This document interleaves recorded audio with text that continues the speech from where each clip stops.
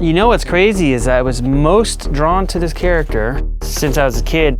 I love the droids, but it's more the costume than anything else. I was fascinated by how it all went together, and there was like no trace of a person visible. It covered everything.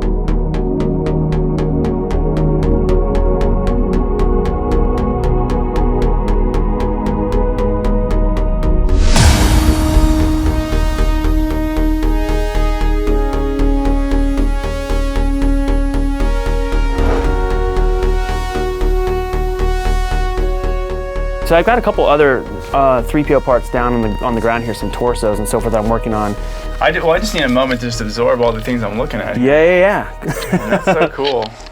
Do you have any early projects for you? Like, kind of where did you start with? Early projects, let's see. The Stormtrooper costume, minus the helmet. RoboCop is a few years old, and I sculpted it from scratch. And then you can see my Yoda over here.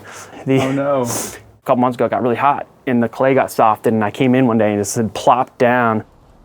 So I started making these masks. I've got this goal right now to make 5 or 6 of these kind of like background character masks, and they're not connected to any IP, so nobody's gonna get sued because, you know, being in Los Angeles, people ask like, hey, do you know anybody who makes aliens? I'm like, yeah, but so, you know. I love that that's a question. Yeah, that's a question people, you know, don't hear. Surprisingly often. My goal has been to keep the sculptures around 8 hours, because I kind of like that old school Star Wars cantina feel where they made those masks really, really quickly. So there's like a kind of like a roughness about them that I like. Gotta get the droid together. You want me to put him on a stand? I don't know if he's like kind of taken down, but I could put his arms and stuff back on. All the little pieces, the eyes, all the little greebly bits, like these things, the parts on the knees, are all 3D printed. Probably about 6 years ago, I started modeling all the parts. Oh wait, this is just a lamp. It's a lamp, yeah. This lamp has got me a surprising amount of connections. I thought it was fun, and I posted it, and it went like viral overnight. Because of that, a lot of people learned my name, and then actually people that I really admired, it kind of gave me a window to talk to them because they saw that I could sort of make stuff. So a lot of these parts, they're related to the original suits. So, you know, size-wise, they're actually made to fit Anthony Daniels. And I'm thin enough that I can fit in it, which is good, but it definitely is very fitted. Not a lot of room in there. So if you're claustrophobic, it would probably be a nightmare. Everybody's like, oh, the head has got to be terrible. But for me, the arms are the worst part because they kind of are restricting in a way where I can't take the costume on or off by myself, so someone has to be there, and I'm literally screwed into it. Let's go. I'll clear your way. Amazing. Just roll through, kind of follow me. We're just gonna do a touch.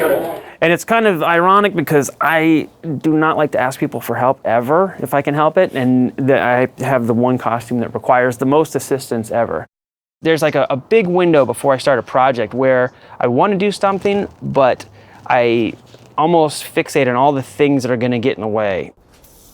Once I can pass that and actually start working, it's very easy for me to continue along, and I make a lot of progress really quickly. It's like I have to psych myself up to start. Once I start, I'm okay. I can just go at it and it's fine. But that initial like get up and do it part is very, very hard for me.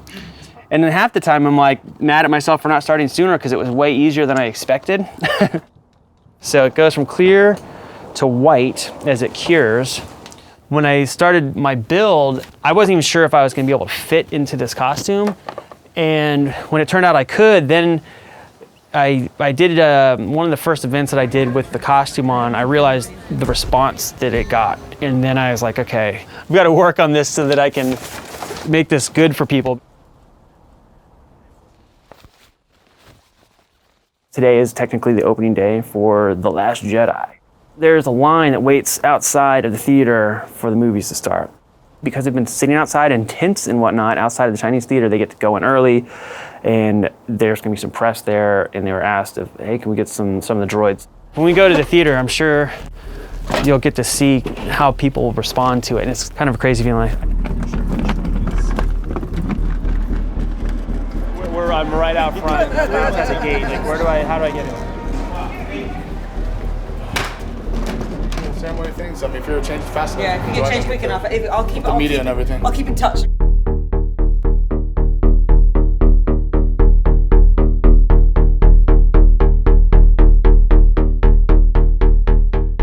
first time I saw someone suit up like 3PO, I was like freaked out. I was like, oh my God.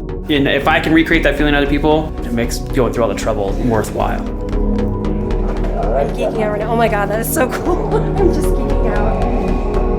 This is so cool. Okay, if you're ready, it's yes. If you can join us, but we can, yeah. Okay. Just a moment. Oh yeah. Good job. Good. Okay, so I'm Todd Fisher, I'm Princess Leia's brother. So that makes us sort of related.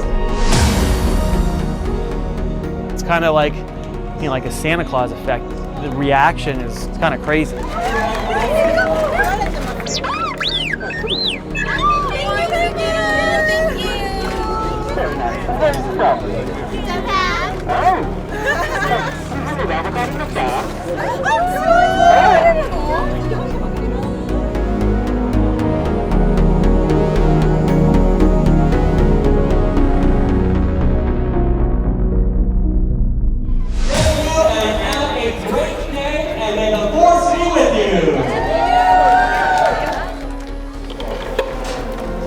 And I'm free, kind of. They heard him talking, I was like, I speak Japanese. Let me just check to make sure I'm not wrong first. Yeah. I need to learn like basic greetings in like as many languages as possible. You know, people in my family all make a living doing creative stuff. It's just probably like second nature to them that I would be doing something like this. It's just like, oh yeah, of course, you know?